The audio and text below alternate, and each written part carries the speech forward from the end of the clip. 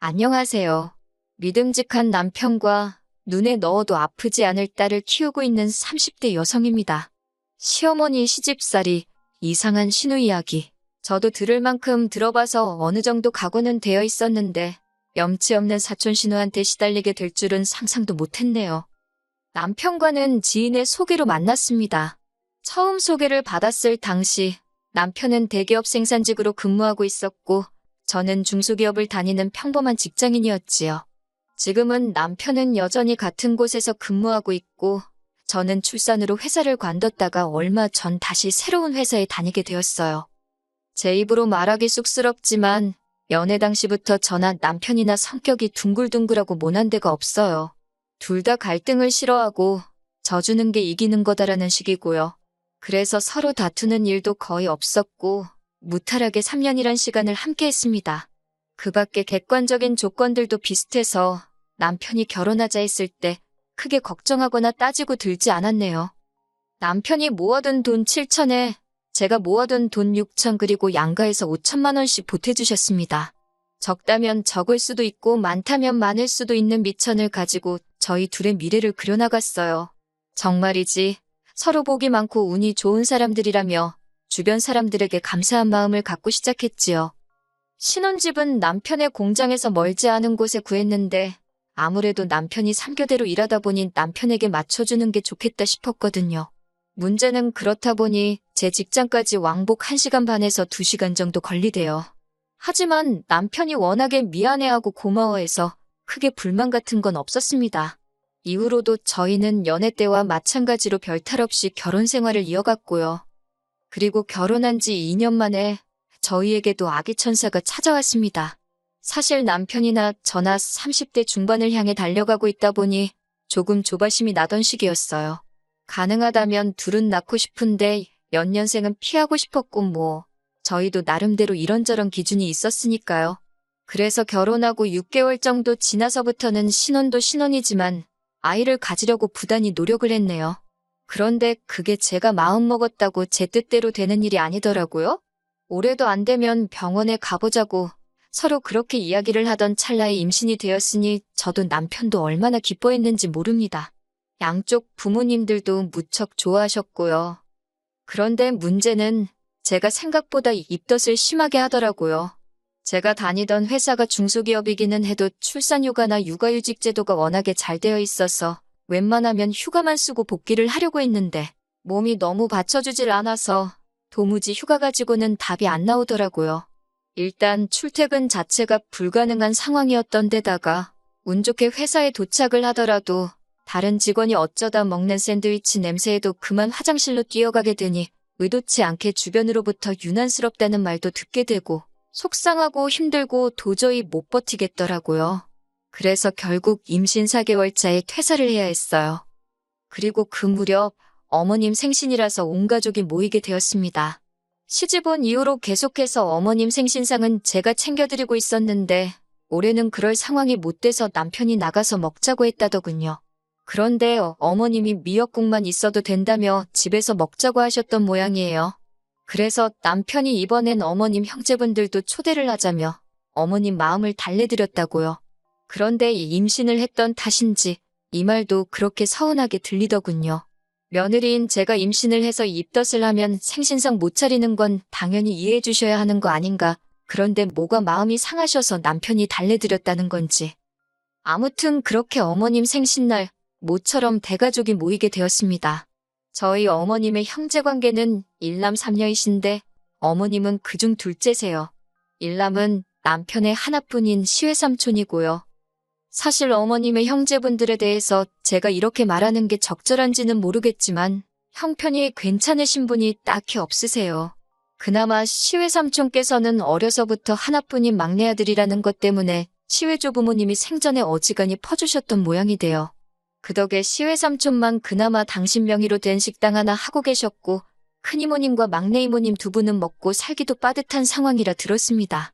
저희 어머님만 그나마 아버님이 공무원 생활을 하신 덕분에 아주 넉넉지는 않아도 노후 준비까지는 되어 있으신 상황이었고요. 아무튼 저는 이런 이야기를 결혼 후에 남편에게 지나가는 이야기처럼 들은 게 다였고 이모님들이고 시외삼촌이고 결혼식 당일 식장에서 본 게 전부였어요.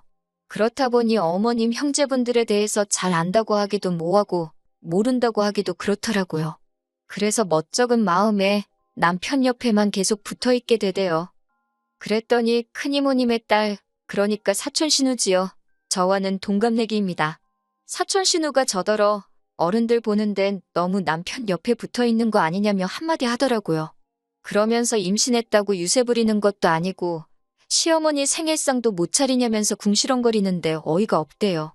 사실 사촌 신우는 결혼식 당일날도 신부인 제가 들으라는 식으로 식장이 구식이라는 둥, 음식이 후지다는 둥 어지간히 궁시렁거리고 다녔거든요.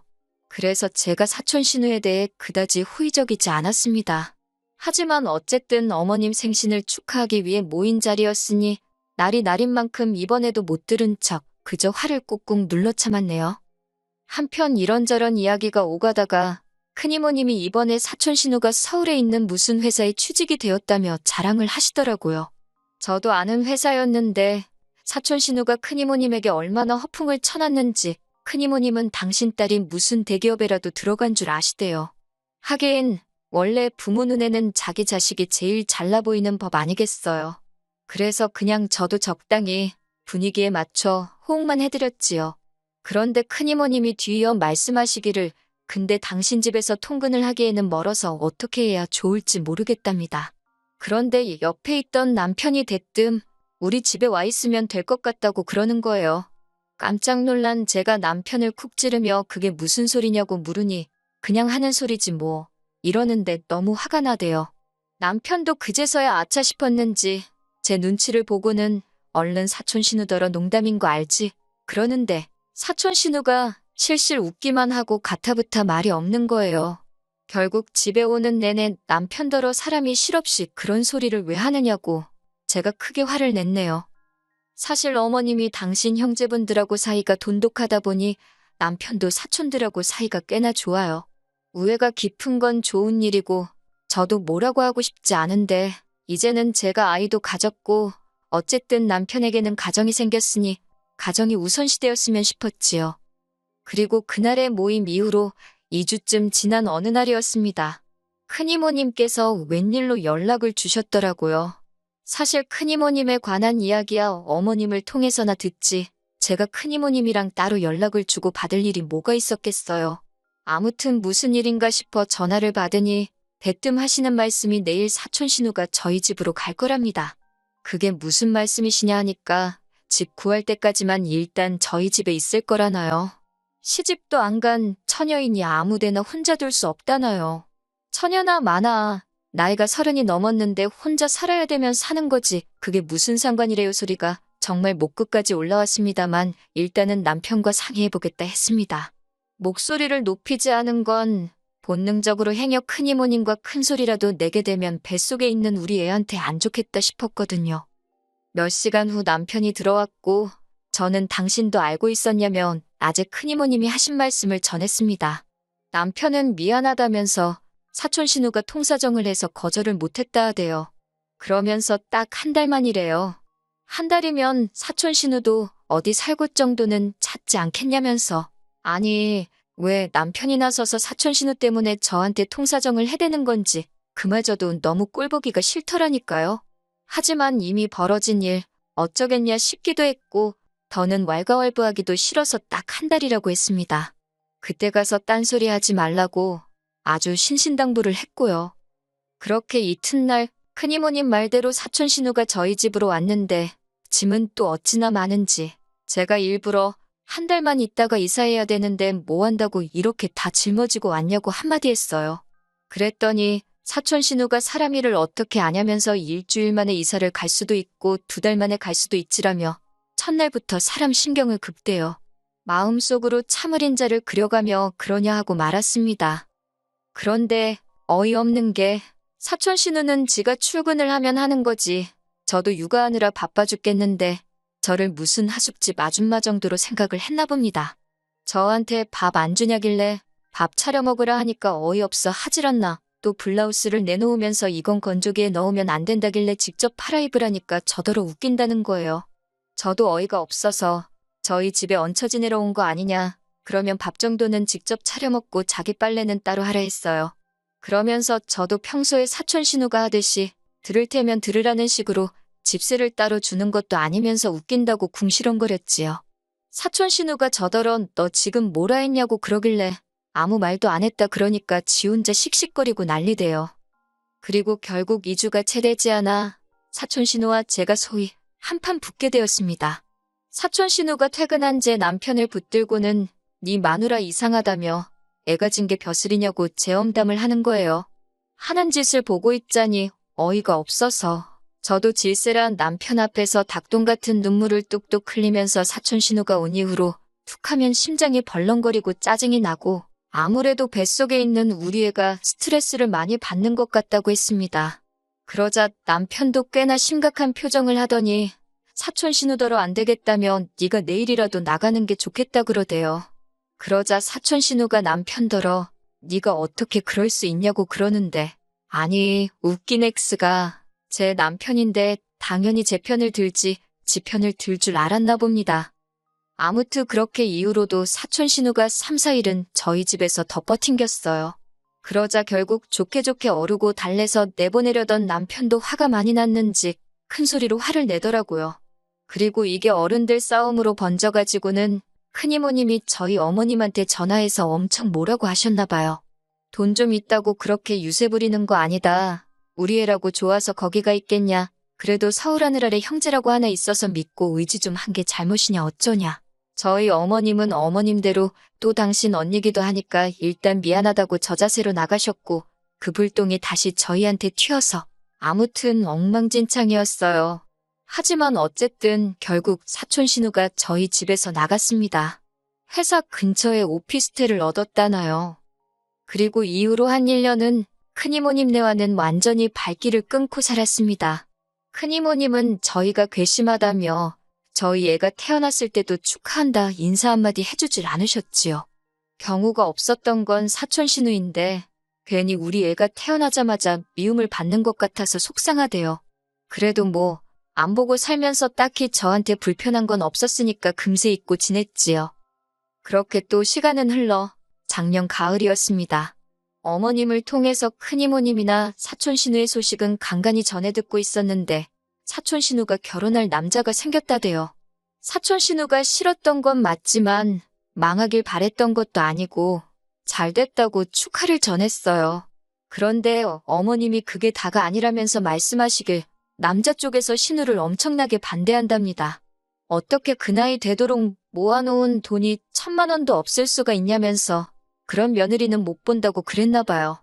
제가 남자 쪽은 재산이 많으냐고 물으니 그래도 집 한 채 해주고 그럴 정도는 되나 본데 며느리 씀씀이가 해프면 해줘봤자라면서 이렇게는 결혼 못 시킨다고 했다나요. 남자도 신우보다 연하라서 부모님께서 반대하시면 굳이 결혼 안 한다는 식이었고 어머님께서는 어쩌냐시며 혀를 차셨지만 저는 뭐 자업자득이다 싶었습니다. 사실 사촌 신우가 예전부터 허튼데 돈 쓰는데 비상한 재주가 있었거든요. 그런데 그 이야기를 듣고 얼마 지나지 않았을 무렵 큰이모님이 연락을 해오셨습니다. 모르는 번호라서 무심코 받았는데 큰이모님이셨어요. 저더러 다짜고짜 소식 들었냐 물으시길래 무슨 말씀이시냐 하니까 당신 딸에 대해서 다 듣지 않았냐면서 좋은 소식도 아닌데 뭐 어떻게 반응을 해야 하나 싶어서 떨떠름하게 들었다고 대꾸를 했어요. 그랬더니 대뜸 이게 다 제 탓이라는 거예요. 어이가 없어서 무슨 말씀이시냐 뭐가 제 탓이라는 거냐 하니까 이게 다 저 때문에 사촌 신우가 나가 살아서 돈을 못 모은 거랍니다. 저만 가만히 있었으면 사촌 신우가 저희 집에서 살았을 거고 그러면 돈 그까짓 거 왜 못 모았겠냐면서 저한테 책임을 지래요. 그 책임이 무엇인가 하면 한마디로 신우 시집갈 돈을 저더러 해주라는 겁니다. 그 집에서 최소한 5천만 원은 가져오란다면서 저더러 5천만 원을 내놓으라대요. 싫다 소리를 먼저 해야 됐었는데 저도 당황을 해서 제가 5천만 원이 어디 있겠냐 소리를 먼저 했어요. 그랬더니 대출을 받던지 친정에 손을 벌리던지 그건 네가 알아서 하라면서 무조건 일주일 내에 돈을 만들어내랍니다. 그제서야 정신이 퍼뜩 든 제가 무슨 말도 안 되는 말씀을 하시냐고 화를 냈어요. 사촌 신우가 시집을 가는 것도 못 가는 것도 전부 사촌 신우 팔자고 지하기 나름이지. 제 알바가 아니라고 아주 칼같이 끊어냈네요. 그리고 며칠 뒤 저희 어머님은 물론이고 큰이모님과 사촌 신우까지 저희 집으로 출동을 했더군요. 보아하니 이 세 사람이 오는 건 남편도 알고 있었고요. 어머님께서는 큰이모님 등살에 못 이겨 오신 듯 했는데 연신 한숨만 내쉬고 계셨습니다. 하지만 사촌 신우는 자기 친정엄마의 이모까지 대동하고 나타나니 어깨에 힘께나 들어간 눈치대요. 저더러 자기도 상황이 이렇게 돼서 유감이네 어쩌네 헛소리를 떠들어대더니 일단 3천만 원이라도 준비하랍니다. 그런데 사촌 신우 하고 있는 모양새를 보니 아주 온갖 메이커로 치장을 했더라고요. 저는 사촌 신우를 똑바로 쳐다보고선 남들 하는 거 다 하고 살 때는 재밌지 않았냐고, 그때는 이런 날이 올 줄 몰랐냐고 물었습니다. 그리고는 남편더러 3천만 원을 불질러 태워버리는 일이 있어도 네 사촌한테는 못 준다고 했어요. 나는 뭐 바보천치등신이라서 안 쓰고 모았는 줄 아느냐고 따졌지요. 그리고 큰이모님께도 조카랑 조카 며느리한테 이러시는 거 창피한 줄 아시라 했습니다. 그러자 큰이모님이 파혼만 당했다간 저를 고소하겠다나요? 그래서 고소하시라고 했어요. 그리고 결국 사촌 신우는 파혼을 당했습니다. 돈도 돈이지만 남자 쪽 엄마가 사촌 신우 뒤를 캐고 다녔던 모양이에요. 그리고는 충격적인 사실이 밝혀졌는데 사촌 신우는 회사에 들어간 지 얼마 지나지 않아 잘렸다대요. 그리고 이후로는 노래방에 나가고 있었답니다. 사촌 신우 말로는 이상한 노래방은 아니라며 펄쩍 뛰던데 저도 그 말만큼은 믿어주고 싶네요. 아무튼 남자 쪽에선 뭐 이런 경우가 다 있냐며 난리가 나서 큰이모님한테 쫓아오고 난리도 그런 난리가 없었나 봐요. 그리고 어이없게도 여전히 신우는 제 탓을 하고 있습니다. 제가 진작에 돈만 해줬으면, 아니 같이 살게 내버려뒀더라면 이런 일은 애시당초 없었을 거라면서요. 아나무인인 사촌 신우에게 남편도 두 손 두 발 다 된 상태인데 이걸 큰이모님은 남편이지 마누라, 그러니까 저한테 미쳐서 형제도 못 알아본다 어쩐다 욕을 하시고요. 에휴, 오해를 받아도 어쩌겠습니까. 어머님만 중간에서 이러지도 저러지도 못하시는 눈치인데 그 부분에 있어선 죄송스러울 뿐이에요. 제가 달리 사촌 신우에게 해줄 말은 없고요. 그냥 사촌 신우는 사촌 신우대로 이제라도 앞가림 해가며 살았으면 좋겠습니다.